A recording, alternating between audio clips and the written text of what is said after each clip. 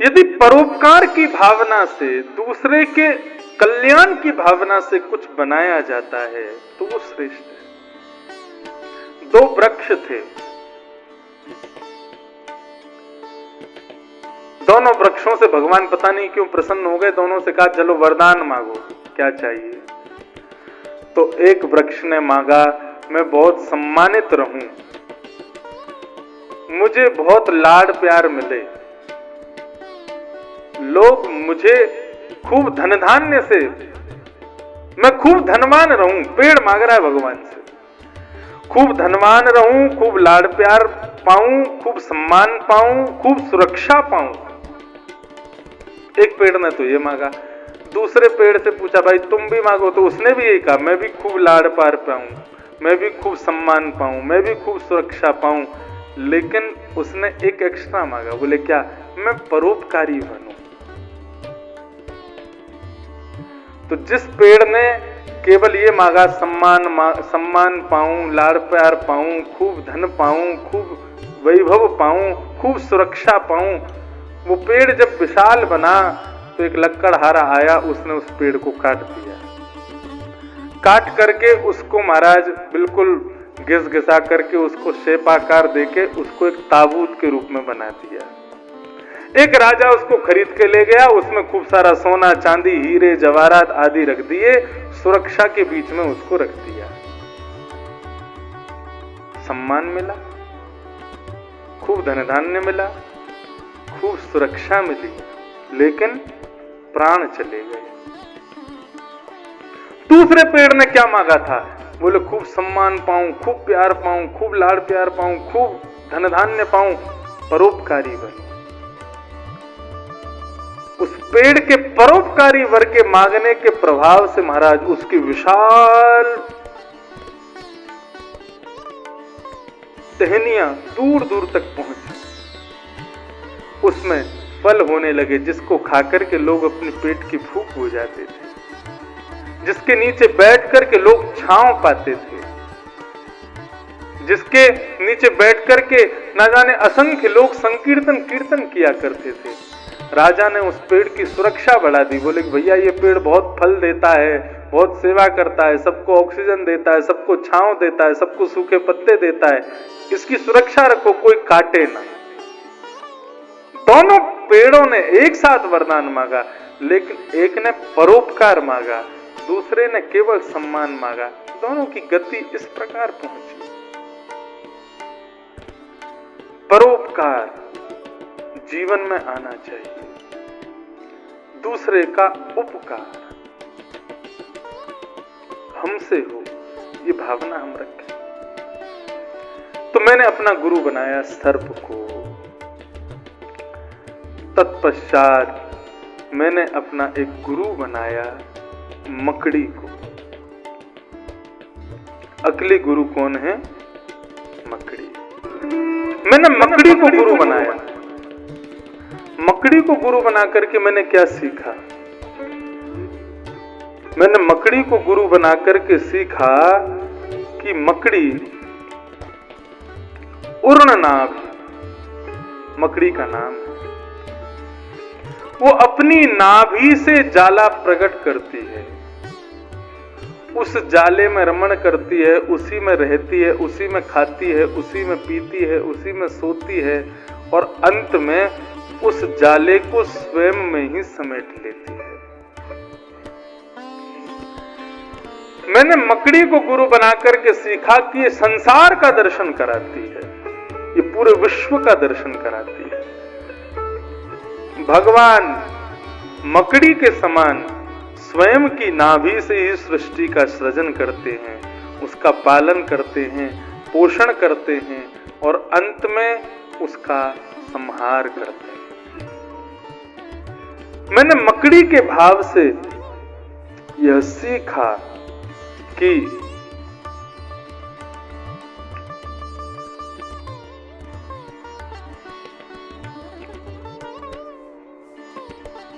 मकड़ी स्वयं के बनाए हुए जाले में ही सब कृत्य करके स्वयं में ही समेट लेती है।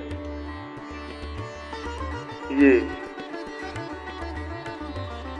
सृष्टि के सृजन का दर्शन कराती है, भगवत स्वरूपा है, मैं इसको प्रणाम करता हूं।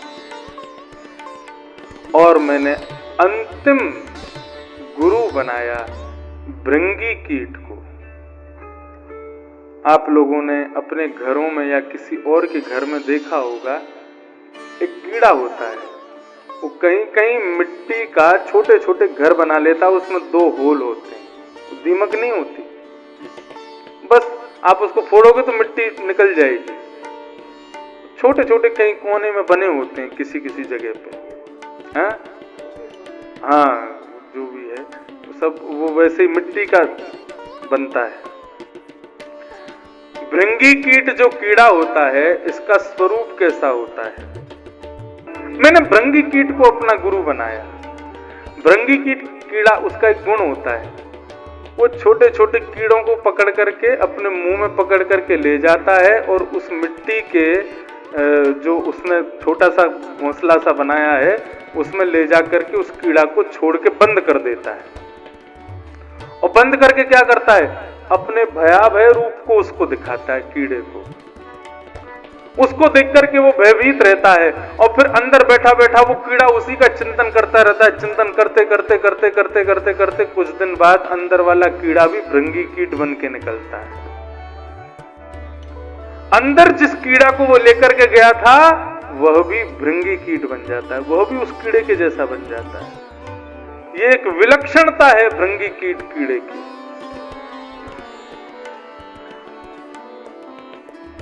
मुझे किसी ने कमरे में बंद किया, मैं किसका स्मरण करूंगा? जिसने कमरे में बंद किया उसी का स्मरण करूंगा, उसके हाथ जोड़ूंगा, पांव पूजूंगा, अरे भैया निकाल दे, उसी का स्मरण करता रहूंगा, उसी के नाम जप करता रहूंगा। खिड़की विड़की कहीं से कोई दिखेगा भी वहीं से भी देखूंगा, वो दिख जाए, अरे भैया मुझे बचा, भैया मुझे खोल जा, यही तो भाव रखेंगे।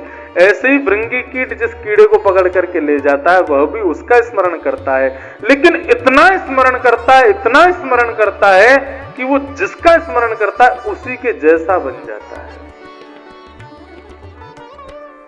दत्तात्रेय कहते हैं, मैंने भृंगी कीट को गुरु बना करके सीखा। एक छोटा सा कीड़ा भृंगी कीट का स्मरण करके भृंगी कीट बन सकता है, तो हम मानव भगवत स्मरण करके भगवत भक्त क्यों नहीं बन सकते?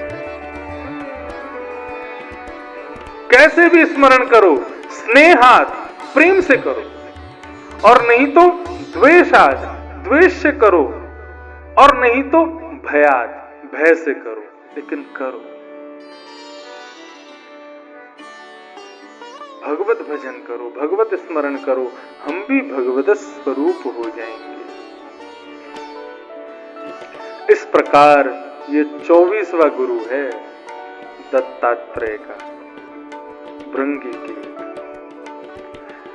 एक बार प्रथम से लेकर के 24 तक के नाम हम लोग गिन लेते हैं ताकि एक रिवीजन जैसा हो जाए, फिर आगे के प्रसंगों को कहेंगे। तो सबसे पहला गुरु कौन था? पृथ्वी। दूसरा वायु, तीसरा आकाश, तीसरा वो तो गया आकाश, हाँ, तो पहला पृथ्वी, दूसरी वायु, तीसरा आकाश, चौथा है जल, पांचवा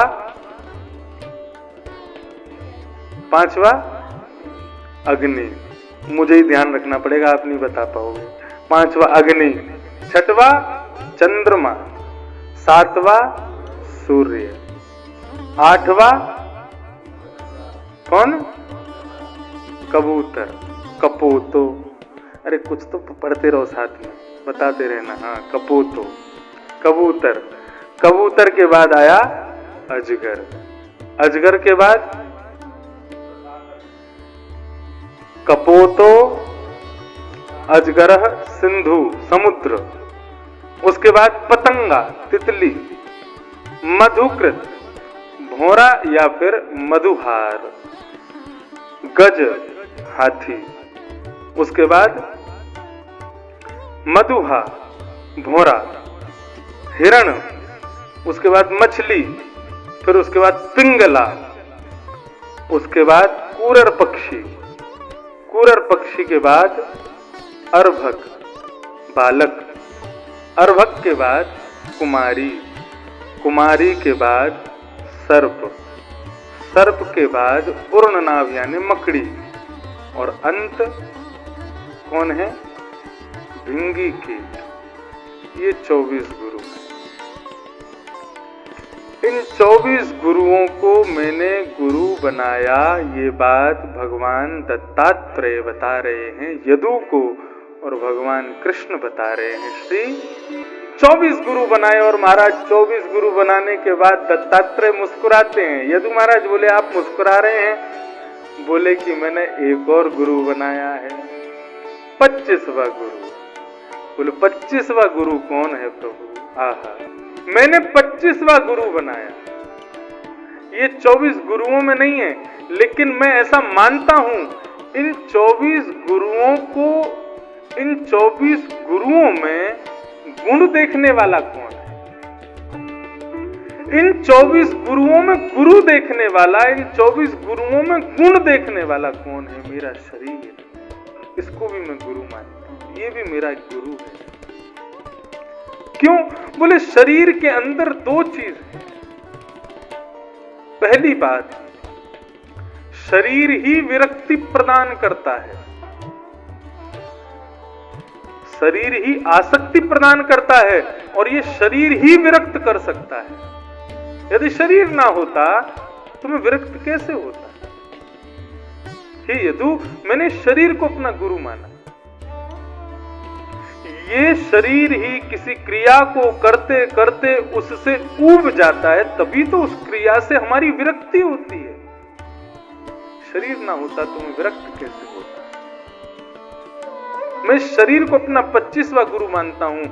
दूसरा, इस शरीर का गुण क्या है? बोले ये विवेकी होता है। सर्दी पड़ते ही हमको बोलता है कि भाई अब स्वेटर पहनो, गर्मी पड़ती बोलता है कि अब नदी में स्नान करो, थोड़े ठंडे में रहो। ये विवेकी है, ये जानकार है, हमारी रक्षा के लिए सब क्रिया करता है। और सबसे बड़ी बात, मुझे ये शरीर प्रिय क्यों है? क्योंकि जब ब्रह्मा ने जिस प्रकार एक बालक घर में जन्म लेता है तो माता पिता आनंद उत्सव मनाते हैं, पिता नृत्य करते हैं, माता आनंद करती है, पूरा परिवार उसके आने की खुशी में उत्सव मनाता है। ठीक उसी प्रकार ब्रह्मा ने जब सृष्टि की थी तो सबसे पहले ब्रह्मा ने अपनी बुद्धि विवेक के अनुसार अंडज बनाए, स्वेदज बनाए, जरायुज बनाए, सबको बनाया। पृथ्वी में ना जाने कितने प्रकार के 84 लाख योनियों में एक कम 83,99,999 योनियां बनाई ब्रह्मा ने, लेकिन उत्सव नहीं मना था पृथ्वी पर। लेकिन जब ब्रह्मा ने मानव की रचना की तो मानव की रचना होते ही भगवान ने उत्सव मनाया था। क्यों उत्सव मनाया था? बोले क्योंकि जीव जंतु इन सब के अंदर एक एक गुण देखकर के मैंने इनको गुरु बनाया। ये सब गुणवान तो हैं, लेकिन सब भक्तिवान नहीं है, सब भगवत चिंतन नहीं कर सकते, तत्व का चिंतन नहीं कर सकते। मैं शरीर को गुरु बना करके आज अपने 25वें गुरु की घोषणा करता हूं। क्यों? क्योंकि ये शरीर सब गुणों को स्वीकार करके अंत में भगवत भजन कर सकता है। मैंने जितने भी गुरु बनाए वो अपने गुण से अपना पोषण कर सकते हैं, लेकिन शरीर सबके गुणों को अपने भीतर ला करके आत्मा का पोषण कर सकता है। इसलिए यदु मैंने आज अपना 25वां गुरु बनाया, अपने शरीर, अपने देह।